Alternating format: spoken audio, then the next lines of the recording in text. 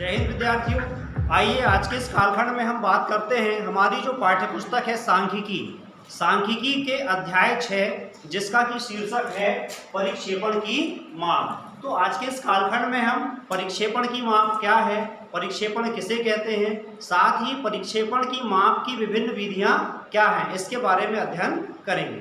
तो आइए चलते हैं। यहाँ पर आप एक सारणी देख रहे हैं जो आपकी पाठ्य पुस्तक में है। इस सारणी में ये बताया गया है कि राम, रहीम और मारिया 3 व्यक्ति हैं और इन व्यक्तियों के परिवार में जो मेंबर हैं, आप देख रहे हैं कि राम के परिवार में 4 सदस्य हैं और चारों सदस्य कुछ ना कुछ आय अर्जित करते हैं। ठीक है। मारिया के परिवार में आप देखें 1 2 3 4 5 सदस्य हैं जिनमें से एक सदस्य कोई कार्य नहीं करता है, मतलब आर्थिक उपार्जन नहीं करता है, पैसे नहीं कमाता है। रहीम के परिवार में 6 मेंबर हैं, 1 2 3 4 5 6 और सभी 6 सदस्य क्या करते हैं, काम करते हैं और कुछ पैसे कमाते हैं। ठीक है। यहाँ पर इन तीनों व्यक्ति के परिवारों की आय का जब हम अध्ययन करते हैं तो हम पाते हैं कि राम के परिवार में जो एक सदस्य है वह 12,000 रुपये कमाता है, दूसरा सदस्य 14,000 रुपये कमाता है, तीसरा 16,000 रुपये कमाता है और चौथा 18,000 रुपये कमाता है। और सबकी आय को अगर हम जोड़ दें तो आप देखिए कि कुल आय हो जाती है परिवार की 60,000। कितनी होती है? 60,000। और अगर हम इनकी औसत आय निकालें तो चूंकि परिवार में 4 मेंबर हैं और कुल आय 60,000 है, तो औसत आय निकालने के लिए हम क्या करेंगे, कुल आय में 4 का भाग कर देंगे। तो हम 60,000 में जब 4 का भाग करते हैं तो औसत आय कितनी आती है? 15,000। ठीक। अब हम दूसरे परिवार पर चलते हैं। रहीम के परिवार में 6 मेंबर हैं और 6 के 6 काम करते हैं और आय अर्जित करते हैं। एक सदस्य 7,000 रुपये प्रतिमाह कमाता है, दूसरा 10,000 रुपये प्रतिमाह कमाता है, तीसरा 14,000 रुपये प्रतिमाह कमाता है, चौथा 17,000 रुपये प्रतिमाह कमाता है, पांचवा 20,000 रुपये प्रतिमाह कमाता है और छठवां सदस्य जो है 22,000 रुपये प्रतिमाह कमाता है। अगर हम इनके परिवार की कुल आय देखें तो ये होती है 90,000। कितनी होती है? 90,000। और हम इसकी अगर औसत आय निकालें तो चूंकि 6 मेंबर 90,000 कमाते हैं तो हम क्या करेंगे, 6 से भाग कर देंगे तो हमको औसत आय मिल जाती है 15,000 रुपये। ठीक है। तीसरा परिवार मारिया का परिवार। मारिया के परिवार में 5 मेंबर, ठीक है, लेकिन एक व्यक्ति काम नहीं करता, यानी एक व्यक्ति की आय कितनी है? 0 है। दूसरे व्यक्ति की आय 7,000 है, तीसरे मेंबर की आय 8,000 है, चौथे मेंबर की आय 10,000 है और पांचवें मेंबर की आय कितनी है? 50,000। इनकी अगर हम कुल आय देखें तो परिवार की कुल आय आती है 75,000। कितनी आती है? 75,000। और औसत आय निकालने तो 5 का भाग कर देंगे क्योंकि यहाँ पर 5 मेंबर है ना परिवार में, तो औसत आय होती है 15,000। तो यहाँ पर एक समानता आप देख रहे हैं तीनों ही परिवार। क्या समानता है तीनों ही परिवार में? सबकी औसत आय एक जैसी है या एक बराबर है, लेकिन परिवार की कुल आय में बहुत अंतर है और परिवार के सदस्यों के द्वारा कमाए जाने वाले, मतलब उनके द्वारा जो अर्जित आय है उसमें भी पर्याप्त अंतर है। देखिए हम बात कर रहे हैं राम के परिवार।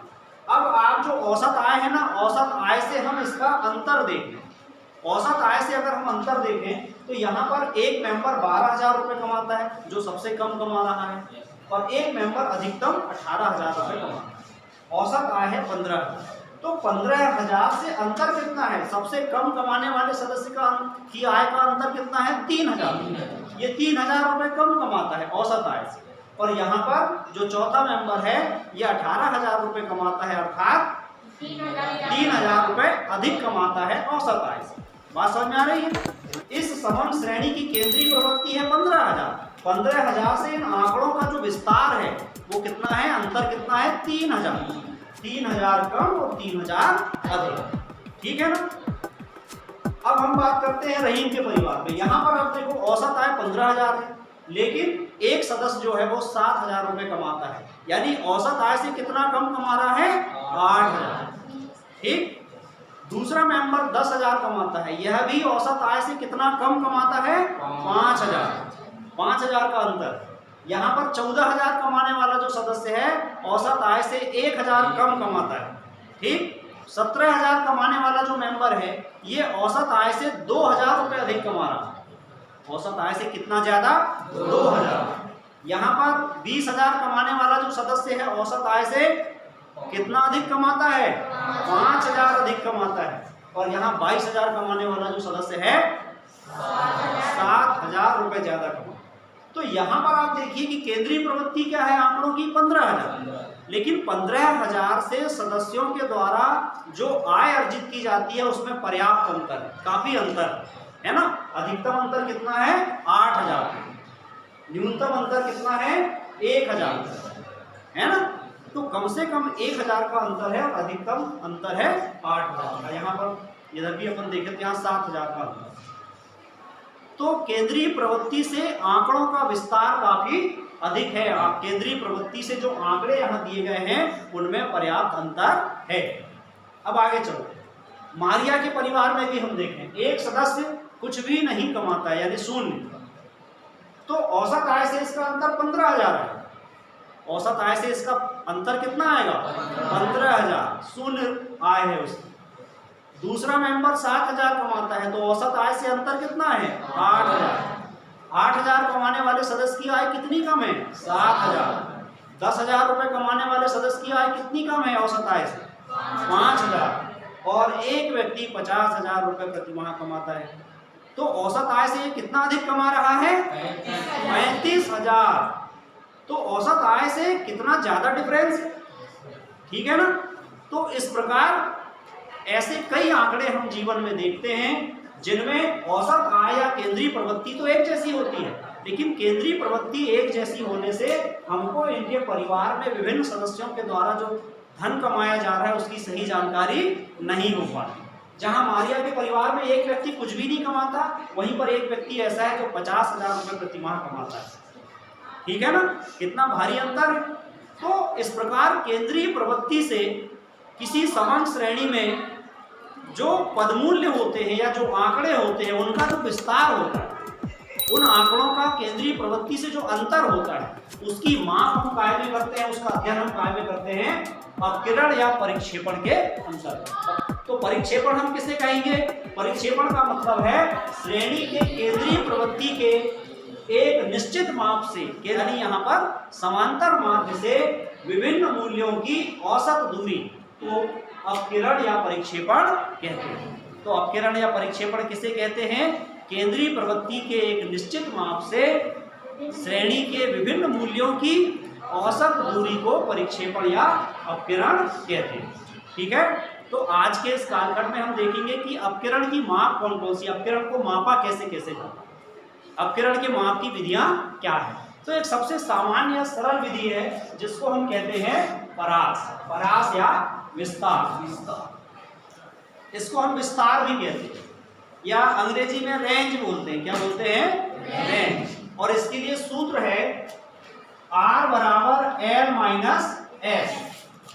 R बराबर L माइनस S, इसका मतलब क्या है? R यानी रेंज, परास को हम क्या कहते हैं?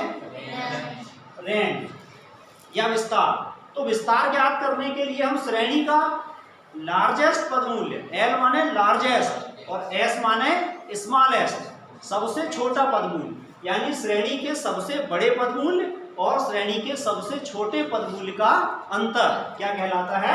परास कहलाता है। तो जब हमको परास निकालना हो तो हम क्या करेंगे? श्रेणी के सबसे बड़े पदमूल्य में से श्रेणी के सबसे छोटे पदमूल्य को घटा देंगे।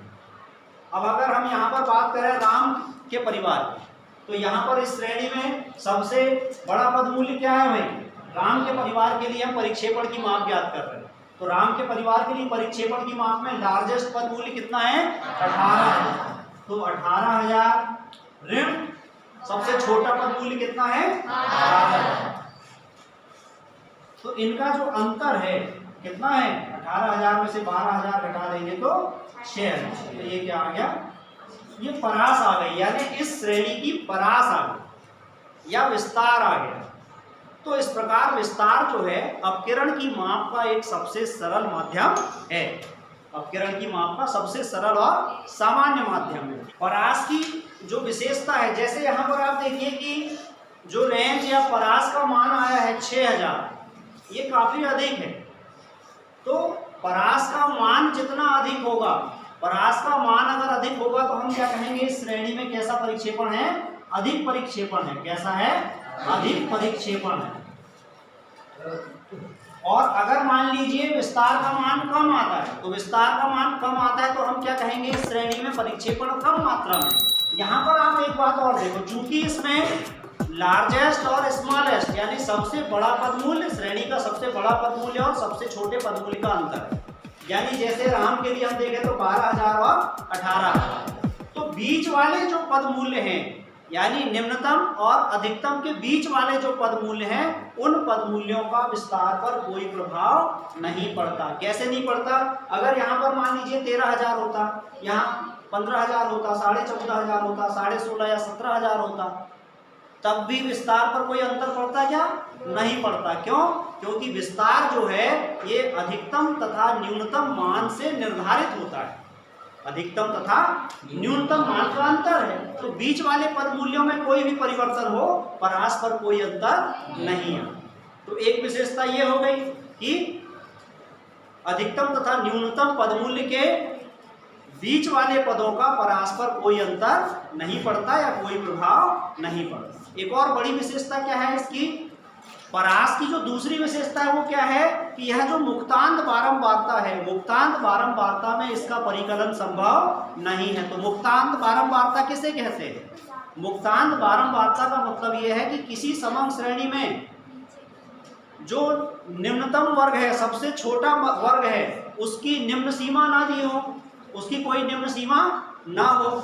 इसी तरह जो अधिकतम वर्ग है, जैसे मान लीजिए कि यहाँ पर वर्ग की हम बात कर रहे हैं, जैसे 10 से कम है ना, और यहाँ पर 10 से 20, 20 से 30, 30 से 40, इस तरह से यहाँ पर आप आखिरी में आ जाए 90, 90 से 100, और यहाँ पर आ जाए 100 से अधिक। इस तरह की अगर कोई श्रेणी है, सतत श्रेणी कहते हैं ना, इस तरह की श्रेणी को हम क्या बोलते हैं, सतत श्रेणी कहते हैं। तो सतत श्रेणी में आप देखें कि यहाँ पर जो पहला वर्ग है, पहला वर्ग क्या बता रहा है, 10 से कम। तो 10 से कम की कोई सीमा, निम्नतम सीमा दी है क्या, नहीं दी है। इसी तरह यहाँ पर आखिरी वाले में क्या लिखा है, 100 से अधिक। तो हम बात कर रहे थे कि जो परास है, परास की गणना कहाँ संभव नहीं है, मुक्तांत बारंबारता वितरण में। तो मुक्तांत बारंबारता समझ में आ गई ना, ऐसी समंग श्रेणी जिसमें कि जो सबसे छोटा वर्ग है उसकी निम्न सीमा ना दी हो और सबसे बड़े वर्ग की अधिकतम सीमा ना दी हो। क्योंकि हम इसका आकलन किससे करते हैं, सबसे यानी सबसे बड़े पदमूल्य और सबसे छोटे पदमूल्य का अंतर निकाल के हम परास निकालते हैं। जब यहाँ पर हमको सबसे छोटा पदमूल्य मालूम नहीं रहेगा, सबसे बड़ा पदमूल्य मालूम नहीं रहेगा, तो हम परास की गणना नहीं कर पाएंगे। समझ में आ गया।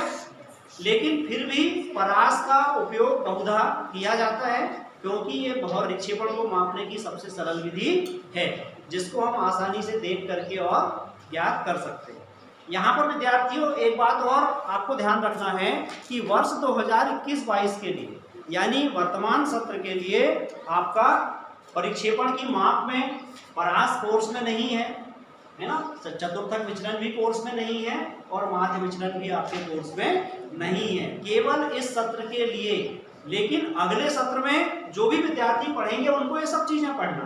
लेकिन हमने आपको परास इसलिए बताया कि हमको मालूम रहे, है ना, हमारे ध्यान में तो रहे कि परास होता क्या है, परास किस चिड़िया का नाम, सही है ना।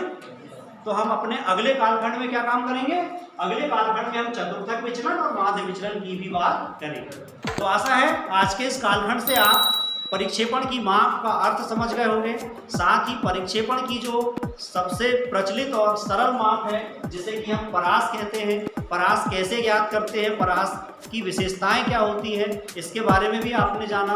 अपने आगामी कालखंड में हम जो परिक्षेपण की शेष माप है, जैसे चतुर्थक विचलन, माध्य विचलन तथा प्रमाप विचलन, मानक विचलन, तो इनका भी हम अध्ययन करेंगे। तब तक के लिए नमस्कार, जय हिंद।